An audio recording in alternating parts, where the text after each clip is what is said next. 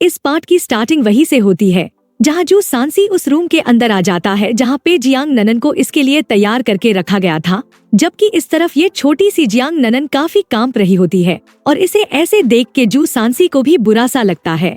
और हम देखते हैं कि जू सांसी अपने रूम में आ गया होता है जहाँ पे ननन को इसके लिए बैठाया गया होता है और इसे देखकर जू सांसी मन में कहता है, क्या सच में ये सब कुछ दोबारा से हो रहा है? और यिंग यांग लव क्वेरिया, तुम सच में मुझे दोबारा से मौका दे रहे हो, क्योंकि ऐसे में जो नहीं होना चाहिए था वो हुआ था।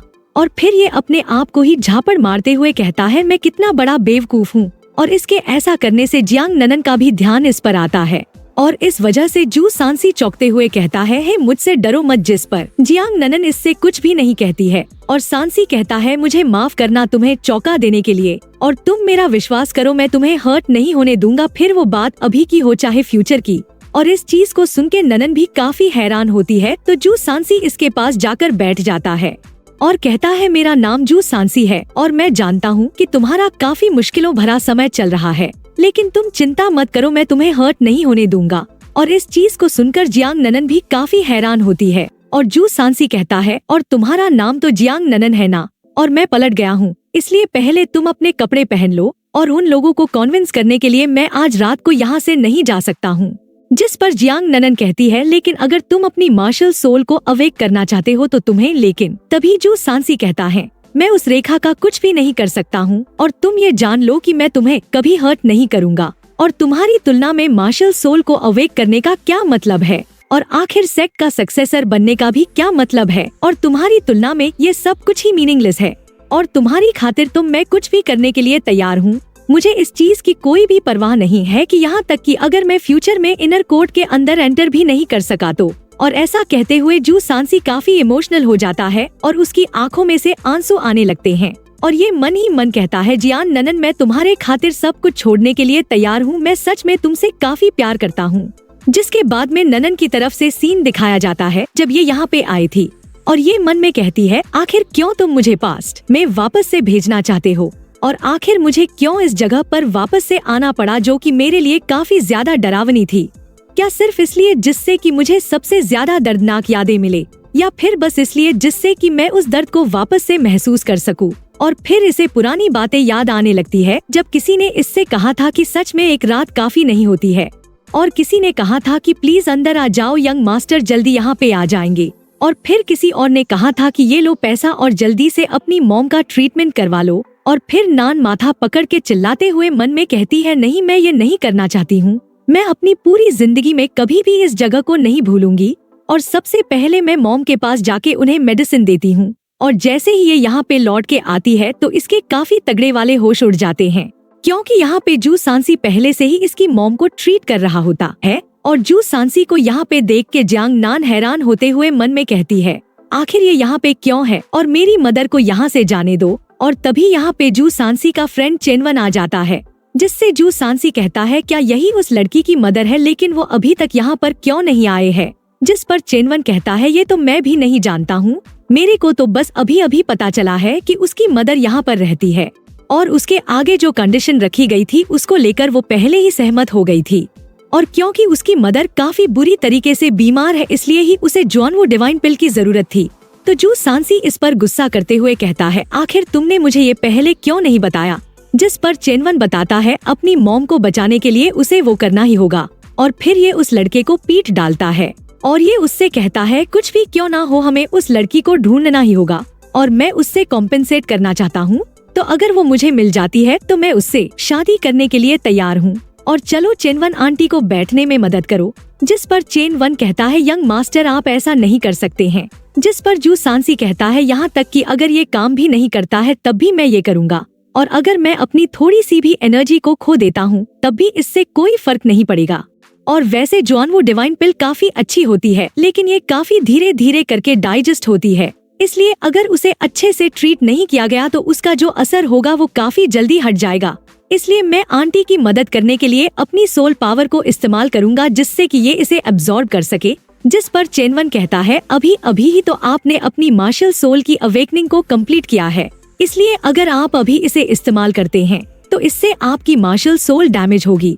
जिस पर जू सांसी कहता है, अब जब मैं अभी उस लड़की को ढूंढ नहीं सकता हूँ इसलिए मैं मदद करूंगा उसकी मदर का ख्याल रखने में।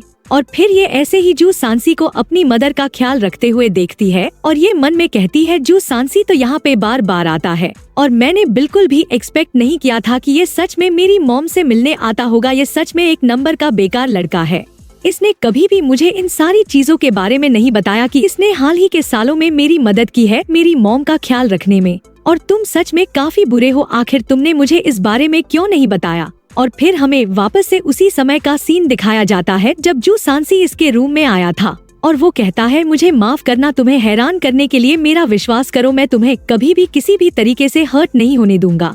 और जू सांसी की इन बातों को सुनकर जियांग ननन काफी बुरी तरीके से रो रही होती है और फिर ये जू सांसी से कहती है मैं ठीक हूँ, तुम इधर आ जाओ। और ननन को ऐसे रोते हुए देखकर जू सांसी हड़बड़ाते हुए कहता है ननन आखिर तुम रो क्यों रही हो, और चिंता मत करो मैं वादा करता हूँ कि मैं तुम्हें कभी भी हर्ट नहीं करूँगा। लेकिन तभी जियांग ननन इसके ऊपर टूट पड़ती है और इसे गले लगाती हुई कहती है मुझे कोई परवाह नहीं।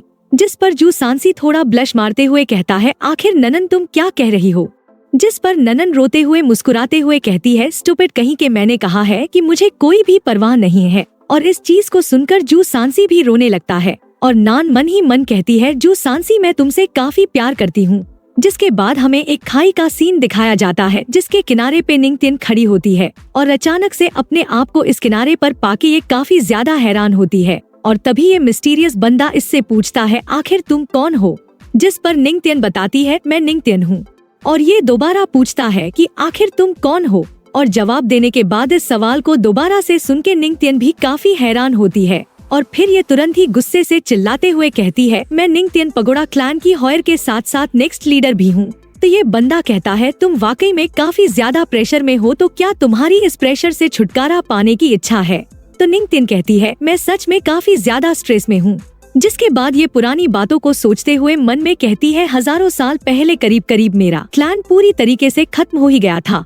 क्लैन के लीडर के रूप में मेरी जिंदगी में सिर्फ कल्टिवेशन ही थी और मैंने एक सुंदर और टैलेंटेड लड़की के रूप में श्रेक्स एकेडमी के अंदर एंटर किया था। लेकिन यहाँ पर एंटर करने के बाद मुझे पता चला कि ये सब कुछ तो यहाँ पे ऑर्डिनरी है और तभी अचानक से मुझे एक दिन महसूस हुआ कि मैं कितनी ही ज्यादा कोशिश कर लूँ लेकिन सब कुछ बेकार जाता दिख रहा था।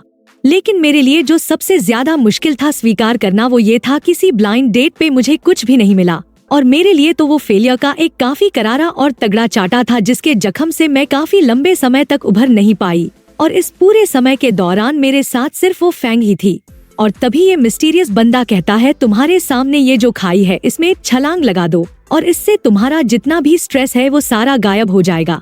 और छलांग वाली बात को सुन के निंगतियन थोड़ी सी हैरान होती है और ये कहती है क्या सच में मेरे ऊपर जो तनाव है बोझ है वो सब गायब हो जाएगा। जिसके बाद ये खाई की तरफ देखते हुए मुस्कुराते हुए रोने लगती है और कहती है ये तो सच में काफी अमेजिंग होगा अगर ऐसा हो सका तो, और मेरे लिए तो ये मौत से बढ़कर मुक्ति हो सकती है। और फिर ये खुशी खुशी खाई में छलांग लगा देती है। लेकिन इस तरीके से इसे खाई में गिरता देख वूफैंग देख लेती है और ये काफी जोर से चिल्लाते हुए निंगतियन को रोकने की कोशिश करती है। लेकिन अब निंगतियन को रोकने के लिए काफी देर हो चुकी थी। जबकि इस तरफ निंगतियन गिरते हुए सोचती है वो फैंग मुझे माफ करना, लेकिन अगर मुझे दूसरी जिंदगी मिलती है तो मैं उस जिंदगी में लड़का बनना पसंद करूंगी जिससे कि मैं तुम्हारा अच्छे से ख्याल रख सकूं और तुम्हें अपनी वाइफ बना सकूं और तब मैं तुम्हें काफी ज्यादा प्यार करूंगा जिससे कि मैं तुम्हारे उस प्यार का एहसान चुका सकूं जो तुमने इस सारे समय के दौरान मुझसे किया है। जिसके बाद हमें वो फैंग को दिखाया जाता है जो कि रोते हुए कहती है निंगतियन आखिर तुमने ऐसा क्यों किया और आखिर क्यों तुम इस खाई के अंदर कूदी। और इस मोमेंट पे वो फैंग काफी ज्यादा निराश दिख रही होती है और तभी ये मिस्टीरियस बंदा कहता है उसे तुम जाने दो, लेकिन अगर तुम सच में उससे प्यार करती हो तो उसके साथ जाओ जिससे कि तुम्हें उसके साथ एक नई जिंदगी मिल सके। और वो फैंग जो कि काफी बुरी तरीके से रो रही थी वो इस बंदे की बात को सुनकर खड़ी हो जाती है और ये कहती है तुम बिल्कुल सही कह रहे हो क्योंकि मैं जिससे सबसे ज्यादा प्यार करती हूँ वो पर्सन जा चुका है तो मेरा भी यहाँ पर जीने का कोई भी मतलब नहीं है। और इतना कह के वो फैंग भी निंगतियन की तरह इस खाई के अंदर कूद जाती है। और फिर हम बेबे को किसी जगह पर देखते हैं जहाँ पे काफी ज्यादा चहल पहल होती है और जैसे ही ये किसी से कुछ पूछने वाला होता है तभी सभी लोग अचानक से गायब हो जाते हैं और ये वापस से उसी जगह पे आ जाते हैं जहाँ पे युहाओ पहले लड़ रहा था और इसके सामने वही गोल्डन फिगर होती है। और इस बंदे को यहाँ पर देख के बेबे काफी हैरान होता है और ये इससे पूछता है आखिर तुम कौन हो, जिस पर ये बंदा यहाँ से जाते हुए कहता है मुझे फॉलो करो। और फिर ये बंदा बेबे को अपने साथ लेकर एक जगह पे आ जाता है, जिसके बाद ये एक घर की तरफ इशारा करता है। तो इस चीज को देख के बेबे मन में कहता है वैसे तो ये उस तरफ इशारा कर रहा है, तो क्या इसका कहने का मतलब ये है मैं अंदर चला जाऊं? और चलो चल के देखते हैं कि आखिर अंदर ऐसा भी क्या है। जिसके बाद बेबे भी अंदर आ जाता है और जैसे ही ये इस रूम के अंदर आता है तो ये अपने सामने तांग्या को पाता है, जो कि चुपचाप गुमसुम बैठी होती है। और इसे देख के इसके काफी तगड़े वाले होश उड़ जाते हैं और ये काफी खुश होते हुए इसे गले लगाने के लिए इसकी तरफ भागने लगता है। और जैसे ही ये उसे छूने की कोशिश करता है तो ये उसके आर पार निकल जाता है। और इस चीज को देख के ये खुद भी काफी हैरान होता है और ये रोते हुए कहता है आखिर मैं क्यों इसे छू नहीं सकता हूँ। और तभी अचानक से बेबे की आसपास की सारी चीजें गायब हो जाती है और ये वापस से उसी जगह पर आ जाता है जहाँ पे इससे पहले वो गोल्डन बंदा मिला था। और ये तांग्या को देख के रोने लगता है और काफी ज्यादा इमोशनल भी होता है। जिसके बाद हमें सन मून एम्पायर के साइड का सीन दिखाया जाता है, जहाँ पे एक जगह पे केतु टेलीपोर्ट होके आ गया होता है और ये इस जगह को देख के कहता है आखिर मैं यहाँ पे क्यों आया। और ये जगह तो पहले ही डिस्ट्रॉय हो गई थी ना। और तभी यहाँ पे कोई व्हीलचेयर से चल के आता है और ये और कोई नहीं जूतियारन होता है। और ये यहाँ पे काफी सारे गार्ड्स के साथ आया होता है, लेकिन इसके आने से पहले केतु यहाँ पे छिप गया था। और तभी यहाँ पे आने के बाद जूतियारन कहता है बाहर आ जाओ। और इस चीज को सुन के केतु भी काफी गुस्से में इसके सामने आके खड़ा हो जाता है। और जूतियारन इससे कहता है जूजी देखो हम दोबारा से इससे मिल गए और मुझे सच में बिल्कुल भी पता नहीं चला कि अब भी कोई बच गया होगा। और इस पूरे समय के दौरान अभी तक तुम कैसे थे और एक ब्रदर के रूप में मैं तुम्हारा अच्छे से ख्याल नहीं रख पाया। और जूतियारन की इन बातों को सुनकर भाई साहब केतु को काफी तगड़ा वाला गुस्सा आ जाता है और ये काफी ज्यादा खतरनाक तरीके से इसके ऊपर चार्ज करते हुए कहता है जूतियारन मैं तुम्हें जान से मार दूंगा। तो दोस्तों इसी के साथ आज का ये पार्ट यही एंड होता है और मिलते हैं नेक्स्ट पार्ट में, जो कि आएगा सैटरडे को 9 बजे। तब तक के लिए बाय बाय, टेक केयर।